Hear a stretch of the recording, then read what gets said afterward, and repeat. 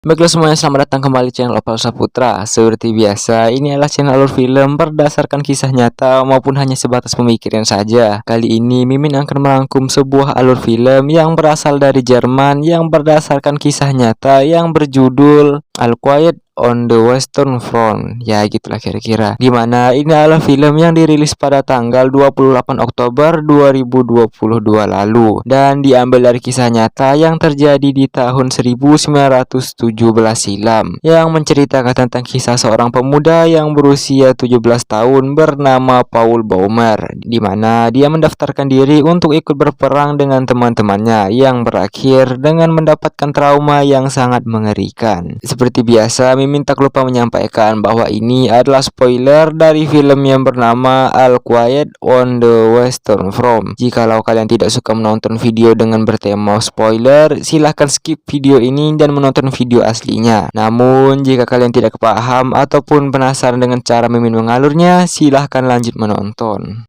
Di awal film kita akan dibawa ke medan perang dan diperlihatkan seorang pemuda yang bernama Henry, di mana dia langsung disuruh naik ke tangga dan disuruh maju untuk berperang. Dan dia pun bertemu dengan temannya bernama Hans. Namun si Hans waktu menaiki tangga dia pun tertembak dan mati di sana. Di atas sana dia pun dengan gemetar terus berjalan dan melihat betapa kejamnya dan banyaknya korban jiwa dari peperangan. Hingga pada akhirnya dia menembak seluruh pelurunya hingga habis dan maju dengan sebuah pisau dan mengarahkannya ke tentara musuh. Dan dari sinilah film ini baru dimulai. Kita pun dibawa ke adegan yang memperlihatkan tumpukan-tumpukan mayat korban dari peperangan, yang termasuk ada juga si Heinrich yang telah meninggal dunia, di mana seragam perang mereka dilepaskan dari tubuh mereka. Lalu seragam-seragam itu kemudian dikumpulkan dan dimasukkan ke kereta, dan diperlihatkan setelah dari kereta itu baju tersebut diserahkan kepada seorang wanita, dan wanita itu membawa seragam itu untuk dibersihkan, serta diperlihatkan juga seragam perang itu digantung hingga mengering. Kemudian setelah mengering, seragam-seragam itu pun dijahit bagian yang robek dan kemudian dijadikan baju yang baru. Scene pun beralih memperlihatkan di Jerman bagian utara di tahun 1917 dan diperlihatkan karakter utama di film ini yang bernama Paul Baumer, kita panggil aja Paul, di mana dia berkumpul dengan teman-temannya dan membahas tentang penandatanganan surat izin untuk berperang, di mana ayah dan ibunya Paul tidak membolehkannya ikut berperang. Namun teman-temannya ini memberikan ide yang gila agar memalsukan tanda tangan orang tuanya, dan Paul pun mengikutinya. Mereka pun berkumpul di sebuah gereja dan mendengarkan ceramahan untuk pembangkit semangat dari ketua yang ada di sana. Scene pun beralih memperlihatkan di mana semua anak muda sedang mengantri menunggu giliran dan akan menyerahkan surat penandatanganan, di mana temannya Paul berhasil mendapatkan seragam karena suratnya telah diberikan, dan sama dengan temannya, Paul pun berhasil mendapatkan seragam itu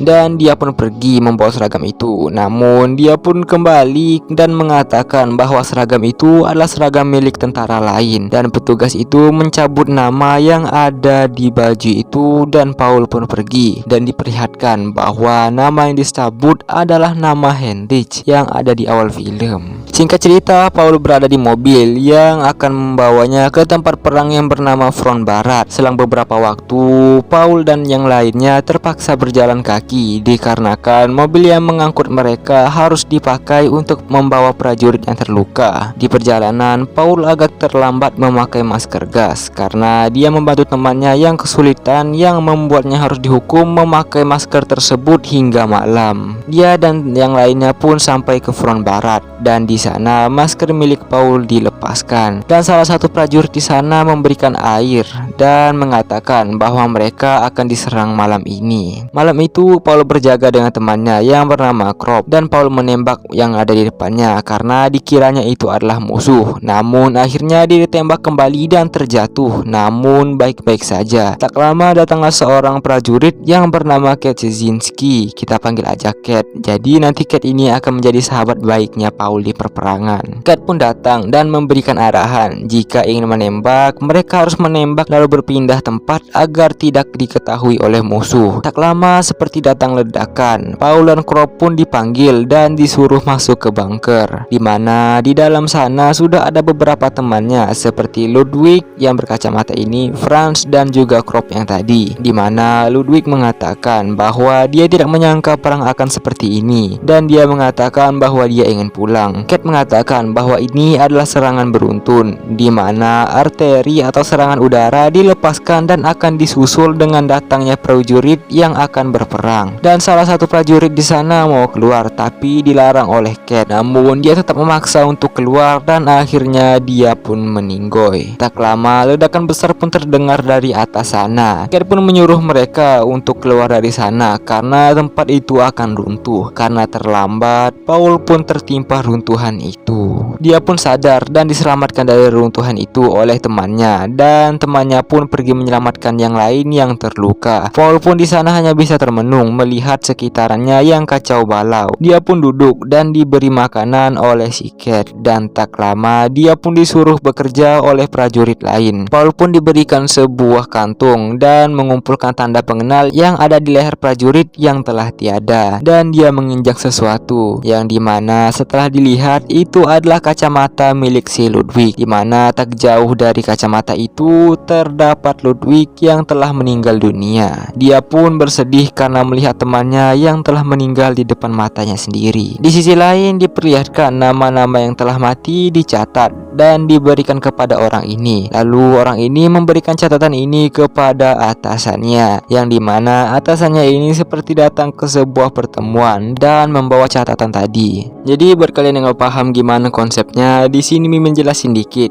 bahwa ini kayak perperangan negara Jerman melawan negara Prancis, di mana tujuan perperangan ini ialah memperebutkan suatu wilayah bernama Le Thierry yang memakan banyak sekali nyawa dari pihak Jerman. Nah gitu kira-kira, semoga kalian paham. Singkat cerita, scene pun beralih ke 1 tahun kemudian, di tahun 1918, di mana Paul dan Cat sudah menjadi sahabat dekat, dan diperlihatkan Paul dan Cat yang turun dari mobil, di mana mereka berdua masuk diam-diam ke sebuah rumah milik seorang petani dan mencuri angsanya. Hal itu tak lain untuk mereka jadikan sebagai makanannya di hari itu. Di camp, Cat memasak angsa itu dan membaginya ke teman-temannya, dan mereka pun berbicara sejenak di sana. Scene pun beralih memperlihatkan mereka sedang mengupas bawang, kentang, ya kayak gitulah, dan bercanda sedikit. Dan ada beberapa tentara lain seperti yang bernama Tejaden dan juga Muller. Scene pun beralih memperlihatkan Paul yang mengantri di pos surat, dan dia juga mengambilkan surat milik Cat. Selang beberapa waktu, Cat pun mencari Paul dan menyuruh Paul membacakan isi suratnya, di mana surat itu adalah surat yang diberikan istrinya. Istrinya pun mengatakan kepada Cat bahwa ia sudah mengirim persediaan makanan ke tempatnya. Inti akhir dari surat itu ialah istrinya mengatakan bahwa dia akan berkunjung ke makam anaknya untuk merayakan ulang tahunnya yang berusia 10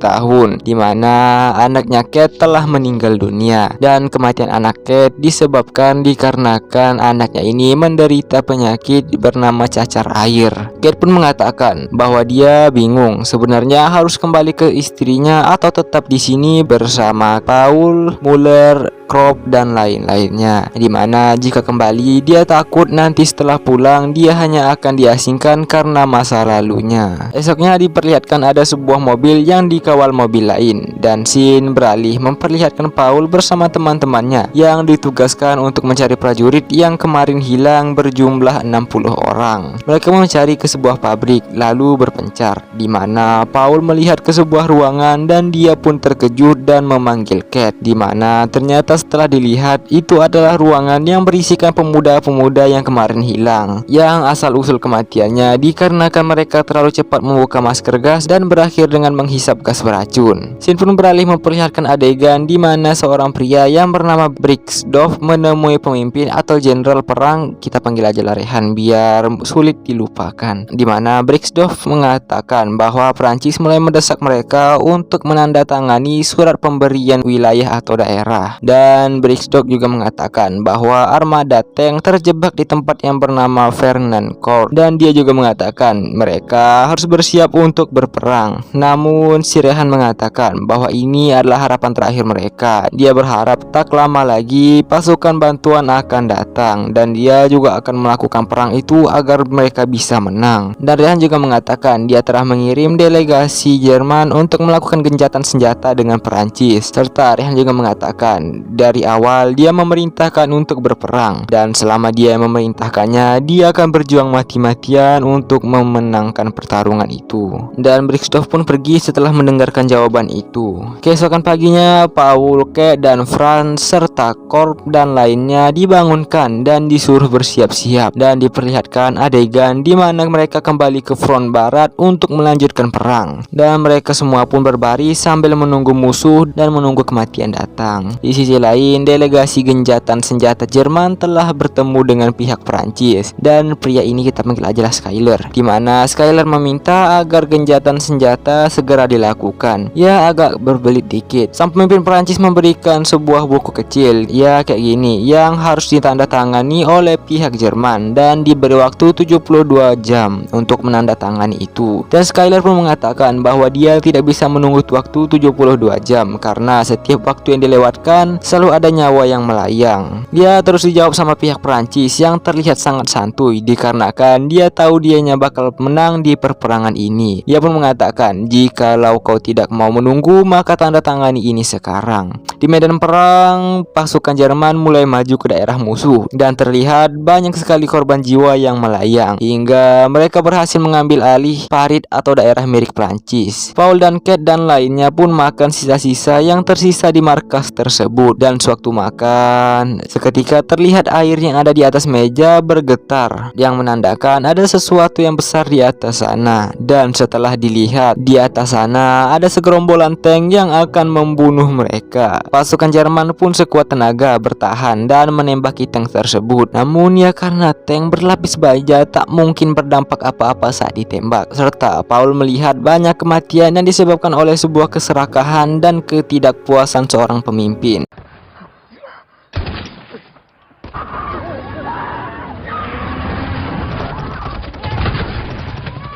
Di sana, Paul, Kate, dan Franz berhasil melumpuhkan satu tank dengan bom. Namun setelah dilihat ke arah belakang, terdapat pembasmi manusia lainnya. Ya, seperti ini. Seketika, Paul pun termenung dan disedalkan oleh Kate yang menyuruhnya mundur. Sewaktu berlari, Paul terkena ledakan yang membuatnya berdiam diri, dan dia pun menghadap belakang serta menyaksikan sahabatnya yaitu Franz dieksekusi oleh pihak Perancis dengan membakarnya secara hidup-hidup. Sekali lagi, dia pun disadarkan oleh Kate yang membawanya ke belakang, dan mereka pun pergi menyelamatkan diri, dan diperlihatkan betapa kacaunya sebuah perperangan. Di sisi lain, tim delegasi dari Jerman yaitu Skyler berbicara dan menyuruh salah satu asistennya untuk mengirim salinan dari persetujuan itu ke atasannya yaitu si Rehan. Dan Skyler pun berbicara di mana setiap menit yang dilewatkan pasti ada nyawa yang melayang karena ini adalah sebuah perperangan. Dan Skyler juga mengatakan bahwa perang kali ini bukan tentang perebutan wilayah atau apa, tapi sudah menjadi tentang keserakahan dan menjadi sebuah pembasmian umat manusia. Di sisi lain, Paul berlari dan terjatuh, di mana dia dibidik oleh salah satu prajurit Prancis. Prajurit Prancis itu pun terjatuh karena terkena sebuah ledakan. Namun pada akhirnya Paul berhasil menikam prajurit itu beberapa kali dan membuatnya sekarat. Paul pun melihat pria itu yang sekarat dan dia menyesal serta mempertimbangkan mana yang benar dan yang salah, serta dia pun ragu dengan apa yang telah dilakukannya. Di mana setelah dilihat kantong pria itu, ternyata pria ini adalah seorang prajurit yang memiliki istri dan juga seorang anak, yang membuat Paul telah menyesal membunuhnya. Hari pun berganti menjadi malam dan Paul pun berjalan menuju suatu tempat. Kita bilang ajalah yang dia tuju ini adalah pusat kota, dan di sekelilingnya diperlihatkan mengakibatkan banyak sekali korban dari peperangan. Shin pun beralih memperlihatkan si Rehan sedang makan dengan santainya dan ditemani oleh Brixdorf, di mana mereka berbicara tentang masa lalu dan pekerjaan yang akan dilakukan setelah peperangan ini selesai. Dan Brixdorf pun mengatakan bahwa setelah perang ini dia akan melanjutkan bisnis bengkel kuda milik keluarganya. Dan si Rehan bukannya menceritakan kelanjutan setelah perang ini, dia malah menceritakan masa lalunya tentang ayahnya yang dulu telah memenangkan 3 perang berturut-turut. Di sisi lain, Skyler sudah mendapatkan persetujuan untuk menandatangani yang diberikan oleh Perancis. Sesampainya Paul di pusat kota, terlihat banyak tentara yang senang dikarenakan sudah dilakukan gencatan senjata dan mereka bisa pulang ke rumah. Paul pun pergi ke rumah sakit dan mencari teman-temannya dan menemukan Tejaden di sana yang terluka di bagian kaki, di mana kakinya itu sangat terluka sangat amat parah karena ditembak beberapa kali yang membuat kakinya tidak bisa bergerak lagi. Dan Tejaden mengatakan bahwa teman-temannya Paul yang lainnya telah terbunuh dan dia mengatakan bahwa Paul harus bersyukur karena dia telah selamat. Paul pun pergi ke kompi 2 dan menemukan Kate yang sedang berusaha mengambil sup makanan dan mereka berdua pun bertemu. Singkat cerita, Paul dan Kate pun menemui Tejaden dan dengan sup yang sudah diambilkannya, mereka sedikit bercanda dan Tejaden meminta peralatan makan agar dia bisa makan supnya dan Paul memberikannya, yaitu garpu dan sendok. Sewaktu Paul dan Kate sedang makan, tiba-tiba Tejaden menusuk dirinya dengan garpu yang membuatnya meninggal di malam itu,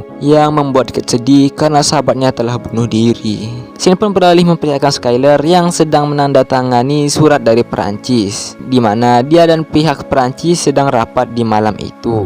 Pihak Perancis pun mengatakan bahwa gencatan senjata akan diberitahukan 6 jam lagi, tepat pada pukul 11 tanggal 11 bulan 11 yang sering dibilang 11-11-11 di film ini, dan perang akan berakhir setelah 6 jam lagi. Di sisi lain, Rehan terlihat sangat kesal dikarenakan dia mengira Perancis mengolok-olok mereka karena mereka menyerah, dan Rehan mengatakan kepada Brixdorf bahwa dia ingin semua pasukan nantinya dikumpulkan di lapangan. Pagi harinya terlihat bahwa Kate yang telah mendengar berita tentang 11-11-11 tadi yang membuatnya gembira dan mengatakan kepada Paul bahwa perang akan berakhir. Kate pun mengajak Paul mencari makanan karena Kate mengatakan dia sedang lapar, dan mereka pergi ke tempat mencuri angsa seperti di awal. Di perjalanan, Kate bercerita bahwa ia akan menambah anaknya lagi setelah berperang, dan Paul juga mengatakan bahwa dirinya mengikuti perang untuk membuktikan kepada ibunya bahwa ibunya mengatakan Paul hanya akan membuang nyawanya jika ia di sana, dan ternyata ucapan ibunya benar. Mereka pun sampai ke peternakan itu, di mana kali ini yang bertugas mencuri angsa adalah si Paul. Dia pun masuk ke kandang dan berhasil mengantongi beberapa telur, dan tak lama dia pun ketahuan oleh anak petani itu, dan anak petani itu mengunci pintu dan memanggil ayahnya. Paul pun kabur dan mereka berhasil kabur. Mereka pun memakan telur itu mentah-mentah, dan si Kate mengatakan bahwa dia akan pergi sebentar. Dia pun pergi masuk ke dalam hutan dan dia pun pipis di dalam sana, di mana setelah pipis dia menghadap ke belakang, dan ternyata di belakangnya tiba-tiba sudah ada anak dari sang petani tadi. Dengan badan yang tegap, dia memegang senjata dan mengarahkannya ke Kate, dan sontak dia pun menembaknya. Paul pun mendengar suara tembakan dari dalam hutan dan langsung menuju suara itu, di mana setelah dilihat ternyata si Kate tertembak di bagian perut. Paul pun menggotong Kate dan mereka sedikit bercanda di sana. Dan tak lama di jalan ada beberapa mobil yang lewat, namun mereka tidak menanggapi si Paul. Paul pun membawa Kate ke rumah sakit, dan ternyata setelah dilihat si Kate telah meninggal dunia, yang membuat Paul terasa hampa dan tidak mempunyai semangat lagi. Semua prajurit pun dikumpulkan seperti yang diminta oleh Rehan, di mana Rehan mengatakan bahwa mereka akan dipulangkan. Inti dari percakapan itu ialah mereka semua disuruh ke medan perang untuk berperang kembali, dan Rehan mengatakan bahwa ia ingin pihak Jerman memenangkan perang tersebut sebelum jam 11 datang, di mana waktu menjelang jam 11 hanya tersisa 15 menit lagi saja. Dan sewaktu berbaris terlihat bahwa mereka semua telah pasrah dengan nasibnya. Mereka pun maju dan berperang hingga singkat cerita Paul, Baywan sama satu prajurit Prancis dan masuk ke sebuah terowongan di mana sewaktu berdiri Paul ditusuk dari belakang tepat di jantungnya. Dan tak sampai 10 detik jam pun bertepatan dengan pukul 11, yang berarti perang telah berakhir